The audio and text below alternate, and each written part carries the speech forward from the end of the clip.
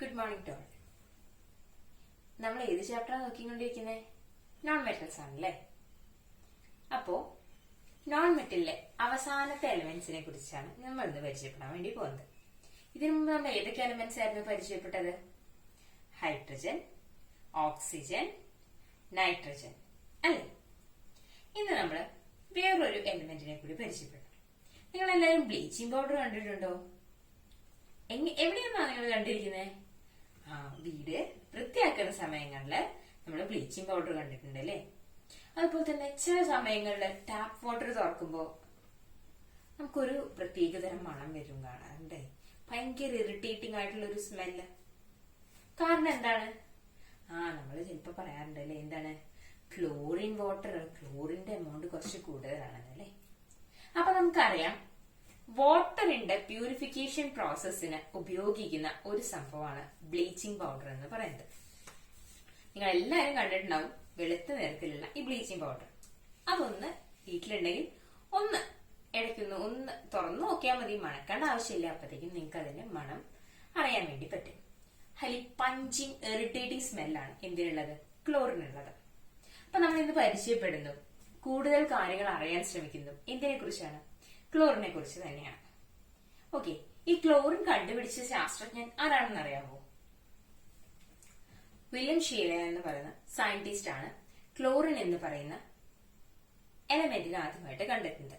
Chloro എന്ന് പറയുന്ന വേർഡിൽ നിന്നാണ് ക്ലോറിൻ എന്ന് പറയുന്ന ടേം ഡിറൈവ് ചെയ്ത് വരുന്നത്. ക്ലോറോ എന്ന് പറഞ്ഞാൽ എന്താണ്? ഗ്രീനിഷ് യെല്ലോ എന്നാണ് അതിന് മീനിങ്. ഇനി ക്ലോറിൻ കണ്ടെയ്ൻ ചെയ്യുന്ന ഏതെങ്കിലുമൊക്കെ കോമ്പൗണ്ടുകൾ നിങ്ങളോട് ചോദിച്ചാൽ നിങ്ങൾക്ക് പറയാൻ വേണ്ടി പറ്റില്ലോ. ഏതൊക്കെയാണ് ആ കോമ്പൗണ്ടുകൾ? ഹൈഡ്രോക്ലോറിക് ആസിഡ് നമുക്കറിയാം, HCl ആണല്ലേ. അപ്പൊ ക്ലോറിനെ അറിയാം. പിന്നെ സോഡിയം ക്ലോറൈഡ് അഥവാ നമ്മുടെ കോമൺ സോൾട്ട് ആയിട്ട് നമുക്കറിയാവുന്ന സബ്സ്റ്റൻസിൽ എന്തുണ്ട്? ക്ലോറിൻ ഉണ്ട്. പിന്നെ വേറെ ഏതൊക്കെ ക്ലോറിൻ കോമ്പൗണ്ടുകൾ നിങ്ങൾക്കറിയാം? പൊട്ടാസ്യം ക്ലോറൈഡ്, അങ്ങനെ പല കോമ്പൗണ്ടുകളെ കുറിച്ച് നിങ്ങൾക്കറിയാം അല്ലെ. അപ്പോ നമ്മൾ കണ്ടു, ക്ലോറിൻ എപ്പോഴും എന്താണ്? ഒരു കോമ്പൗണ്ട് ആയിട്ടാണ് കാണപ്പെടുന്നത് അല്ലെ. അത് തന്നെയാണ്, ക്ലോറിൻ ഒരിക്കലും ഫ്രീ സ്റ്റേറ്റിൽ നമുക്ക് നമ്മുടെ അറ്റ്മോസ്ഫിയറിൽ അവൈലബിൾ അല്ല. നൈട്രജൻ ആയിക്കോട്ടെ, ഓക്സിജൻ ആയിക്കോട്ടെ, അതൊക്കെ നമുക്ക് ഫ്രീ സ്റ്റേറ്റിൽ അവൈലബിൾ ആയിരുന്നു അല്ലെ. എന്നാൽ ക്ലോറിന്റെ ഒരു പ്രത്യേകത ആണ്, ക്ലോറിൻ എപ്പോഴും കോമ്പൗണ്ട് ആയിട്ടേ കാണപ്പെടുള്ളൂ. അത് ഫ്രീ സ്റ്റേറ്റിൽ നമുക്ക് അവൈലബിൾ അല്ല. അപ്പൊ ക്ലോറിന്റെ സ്മെല്ല് ഹൈലി പഞ്ചിങ് ഇറിറ്റേറ്റിംഗ് സ്മെല്ലാണെന്ന് കണ്ടു. ഗ്യാസ് ആണ്. ഗ്യാസ് ആണെന്ന് എല്ലാവർക്കും അറിയാലോ അല്ലെ. ക്ലോറിൻ ഒരു ഗ്യാസ് ആണെന്ന് കണ്ടു. അതുപോലെ തന്നെ കോമ്പൗണ്ട് ഫോമിലേ കാണുള്ളൂ, ഫ്രീ സ്റ്റേറ്റിൽ അത് അവൈലബിൾ അല്ല. അത്രയും കാര്യങ്ങൾ നമ്മൾ ക്ലോറിനെ കുറിച്ച് പരിചയപ്പെട്ടു. ഇനി എങ്ങനെയായിരിക്കും ലബോറട്ടറീസിൽ ക്ലോറിൻ പ്രിപ്പറേഷൻ നടക്കുന്നത് എന്നൊന്ന് കണ്ടു നോക്കിയാലോ? കണ്ടു നോക്കൂ. Laboratory preparation of chlorine. Apparatus required: tripod stand, burner, round bottom flask fixed to a clamp, thistle funnel, delivery tubes and gas jar. Chemicals required: potassium permanganate, water, concentrated sulfuric acid, concentrated hydrochloric acid. Arrange the apparatus as shown.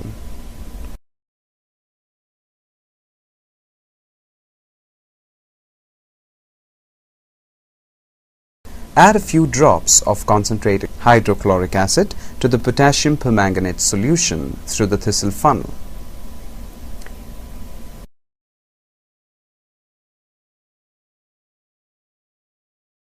Observe the reactions that take place.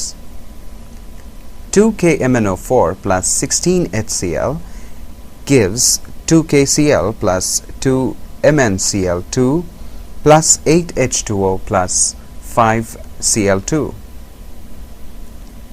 Chlorine is collected by the upward displacement of air as it is heavier than air.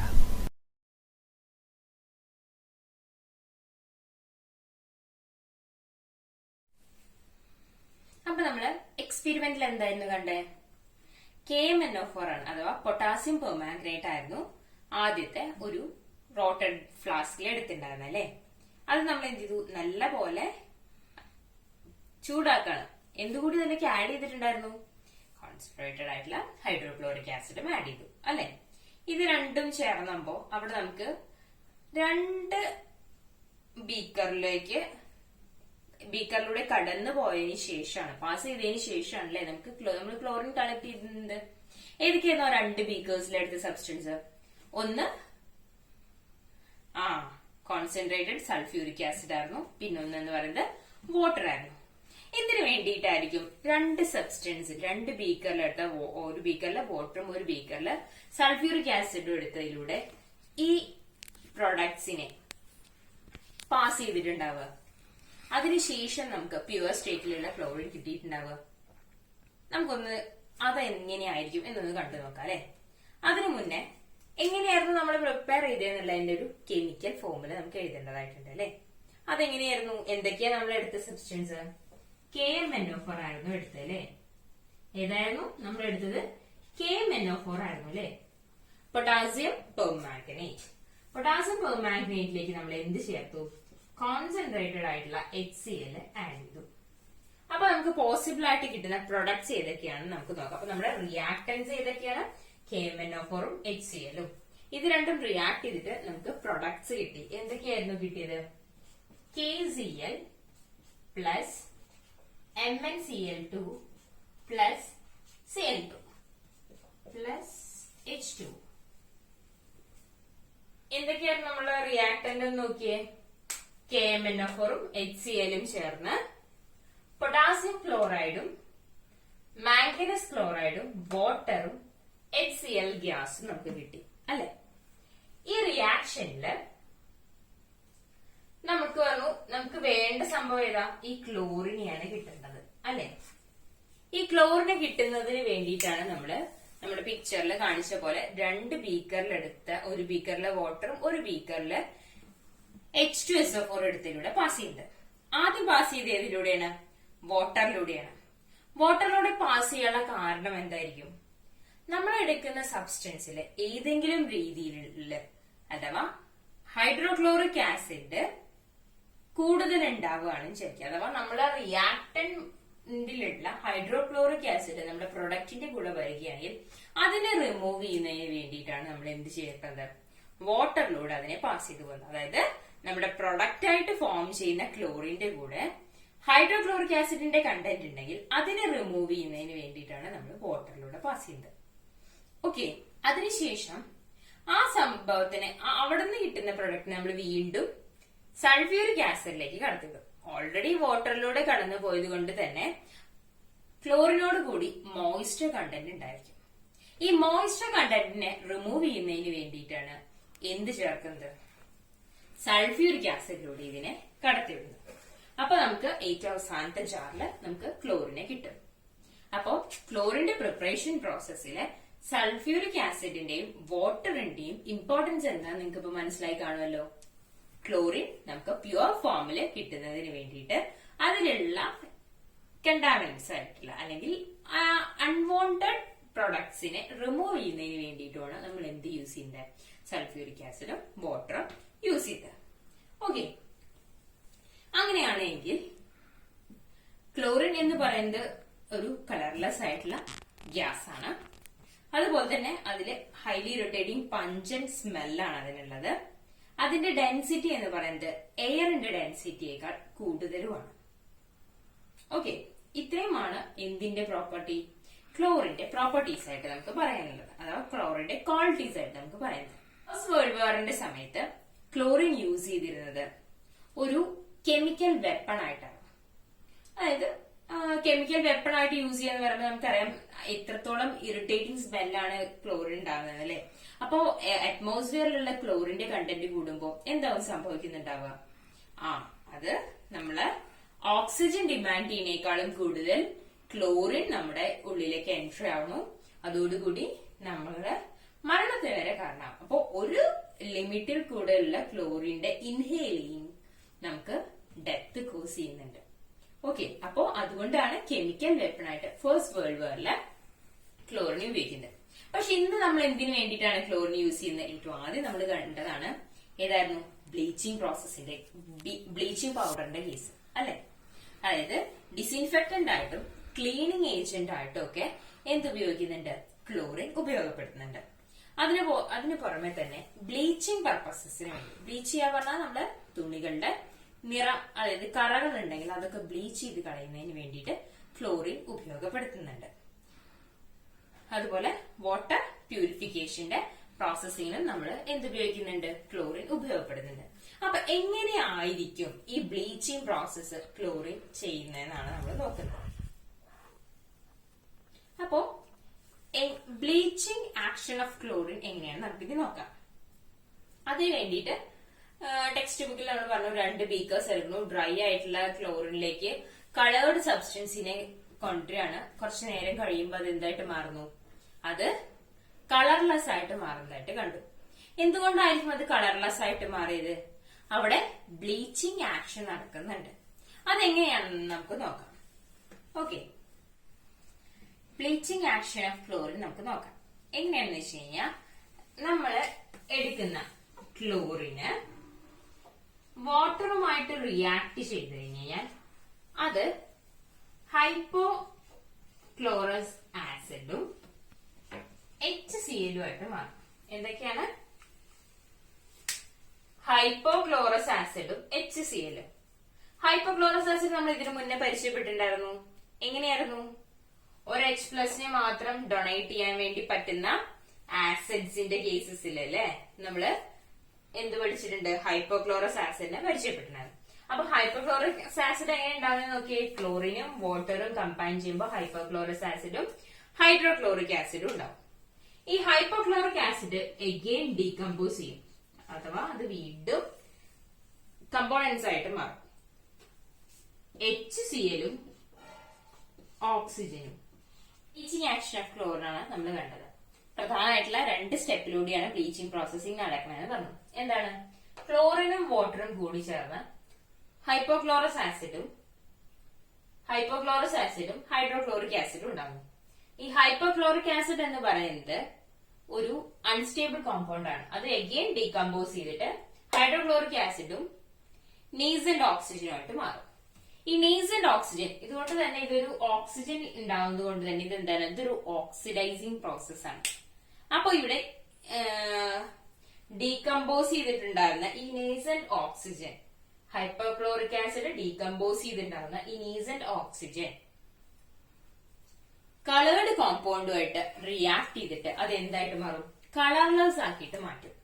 അപ്പോ chlorine action നടത്താൻ സഹായിക്കുന്നത് ഈ നീസന്റ് oxygen ആണ്.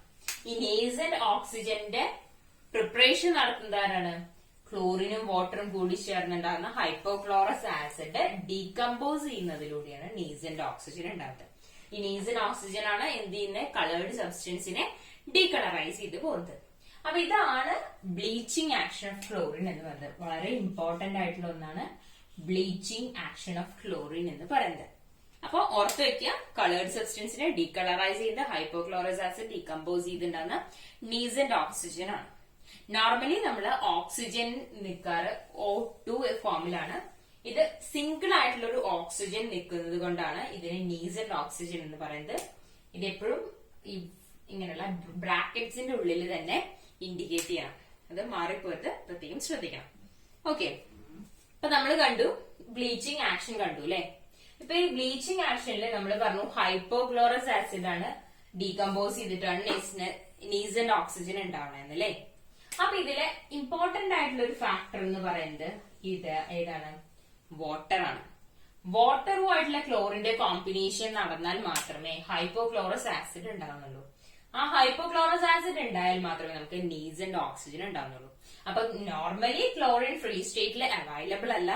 അതിനോടൊപ്പം തന്നെ ഈ chlorine എന്തുമായിട്ട് react ചെയ്യണം? അറ്റ്മോസ്ഫിയറിലുള്ള moisture content അല്ലെങ്കിൽ വാട്ടറുമായിട്ടുള്ള റിയാക്ഷൻ നടക്കുമ്പോൾ മാത്രമേ എന്ത് നടക്കുള്ളൂ?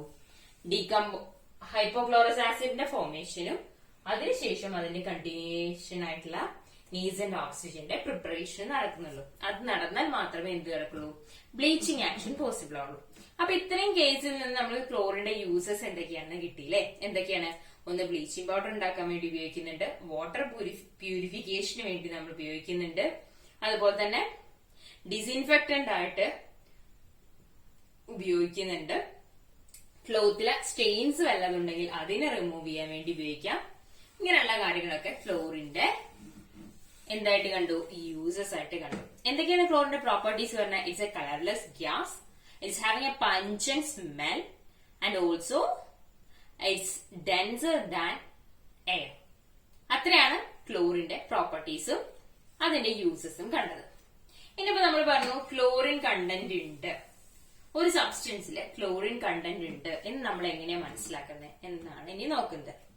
അപ്പോ ഐഡന്റിഫിക്കേഷൻ ഓഫ് ക്ലോറിൻ എങ്ങനെയാ, ക്ലോറൈഡ്സിനെ നമുക്ക് എങ്ങനെയാണെന്ന് ഒന്നുകൂടി കണ്ടു നോക്കാം. ഇത് നമുക്ക് കോമൺ ആയിട്ട് നമുക്ക് അറിയാവുന്ന ഒരു ക്ലോറിൻ കോമ്പൗണ്ട് പറഞ്ഞേ, സോഡിയം ക്ലോറൈഡ്. അഥവാ നമ്മൾക്ക് ഫ്രീലി അവൈലബിൾ ആയിട്ടുള്ള ഒരു സബ്സ്റ്റൻസ് ആണ് സോഡിയം ക്ലോറൈഡ്, നമ്മൾ വീട്ടിൽ ഉപയോഗിക്കുന്ന ടേബിൾ സോൾട്ട് എന്ന് പറയുന്നത്. അപ്പൊ ഈ സോഡിയം ക്ലോറൈഡ് നമ്മൾ ഒരു ചെറിയൊരു ടെസ്റ്റ് ട്യൂബിൽ എടുത്തിട്ട് നമ്മൾ ഡിസോൾവ് ചെയ്യിക്കുകയാണ്. അതിലേക്ക് നമ്മൾ സിൽവർ നൈട്രേറ്റ് ആഡ് ചെയ്യണം. ലബോറട്ടറിയിലാണ് നമ്മൾ ചെക്ക് ചെയ്യുന്നത്. അപ്പൊ സിൽവർ നൈട്രേറ്റ് ആഡ് ചെയ്യണം. ഈ സിൽവർ നൈട്രേറ്റ് ആഡ് ചെയ്യുമ്പോൾ നമുക്ക് ഈ കഞ്ഞിവെള്ളം പോലെ ഒരു വൈറ്റ് കേർഡി പ്രസിപ്പിറ്റേറ്റ് കിട്ടും.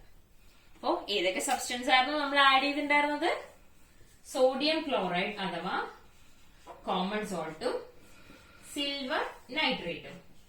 ഇത് രണ്ടും കൂടി ചേർന്നുമ്പോ നമുക്കൊരു വൈറ്റ് കേർഡി പ്രസിപ്പിറ്റേറ്റ് കിട്ടി. അപ്പോ ഇതെങ്ങനെയായിരിക്കും റിയാക്ഷൻ നടക്കുന്നതെന്ന് നമുക്ക് നോക്കാം. അതായത് ഇവിടെ AgCl ഉം